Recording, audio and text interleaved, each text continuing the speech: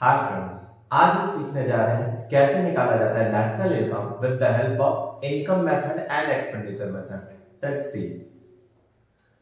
Income method से national income निकालने के लिए आपको सिर्फ और सिर्फ ये 5 आइटम्स को याद करना है।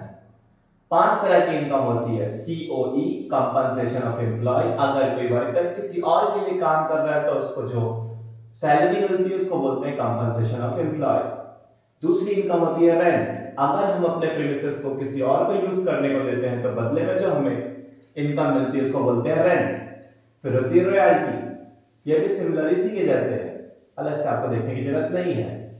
अगर आप अपनी कैपिटल किसी और को यूज करने को देते हो तो बदले में जो आपको इनकम मिलती है उसको बोलते हैं इंटरेस्ट।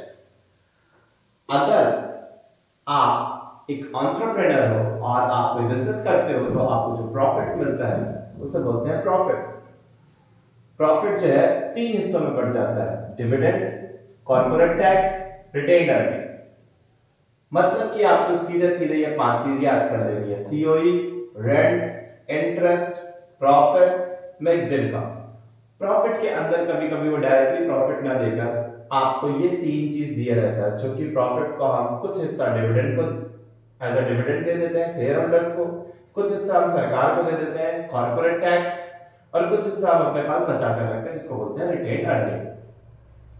तो अगर प्रॉफिट डायरेक्टली नहीं दिया हुआ है तो आपको इन तीनों चीजों को ऐड करना पड़ेगा।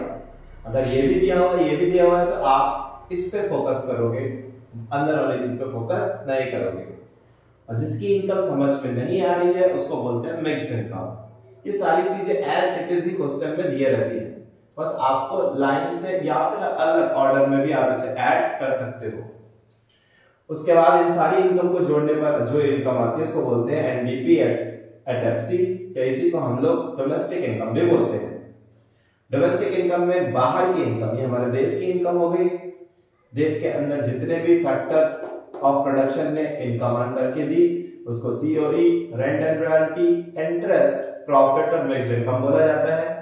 इसके बाद हम इसमें NFIA, जो बाहर से हमारी इनकम आई है, factor income from abroad minus factor income to abroad, बाहर की इनकम को जो हमारे देशवासी बाहर रहकर कमाकर भेजते हैं और जो बाहर के लोग यहां से कमाकर ले जाते हैं उनको डिफरेंशिएट करके NFIA लिख देते हैं। इस NFIA को जोड़ने के बाद हमें नेशनल इनकम फाइंड आउट हो जाती है।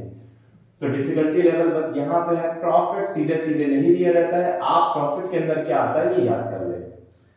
आ जाइए एक्सपेंडिचर मेथड पे। अगर आपको नेशनल इनकम एक्सपेंडिचर मेथड से निकालनी है तो आपको ये 4 एक्सपेंडिचर को देखना पड़ेगा।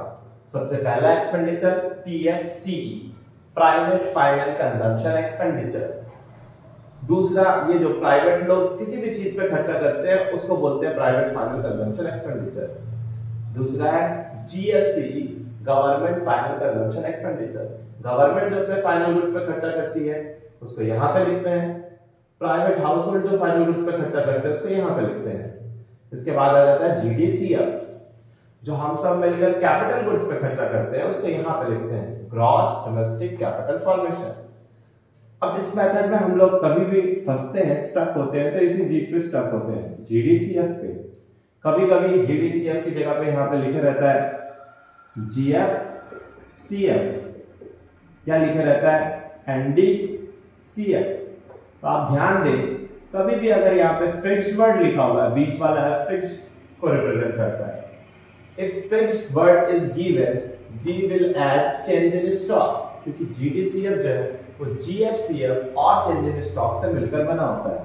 तो अगर फिक्स्ड वर्ड दिया हुआ है तो आपको चेंज इन स्टॉक जोड़ लेना चाहिए, और अगर नेट वर्ड दिया हुआ है, नेट वर्ड इज गिवन, तो आपको डेप्रिसिएशन ऐड कर लेना चाहिए। इससे आपका GDCF आ जाएगा। तो आपको ध्यान रखना है, अगर फिक्स्ड वर्ड दिया हुआ है तो चेंज इन स्टॉक जोड़े, अगर नेट वर्ड दिया हुआ है तो डेप्रिसिएशन जोड़े। ऐसा करने पर आप GDCF निकाल लोगे। फिर एक्सपोर्ट और इंपोर्ट करके दिया होगा, एक्सपोर्ट में से इंपोर्ट माइनस करोगे, इसको नेट एक्सपोर्ट भी बोलते हैं, आपका आ जाएगा GDP एट MP।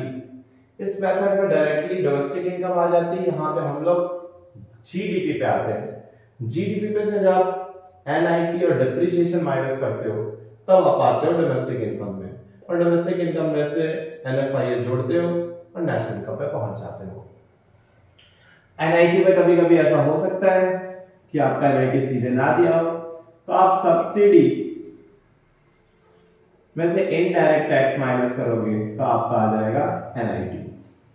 तो ये दोनों ही मेथड जो है काफी बार आ चुकी है, तो इस बार भी आ सकती है, आप देख लें और इससे कुछ क्वेश्चन लगाएं।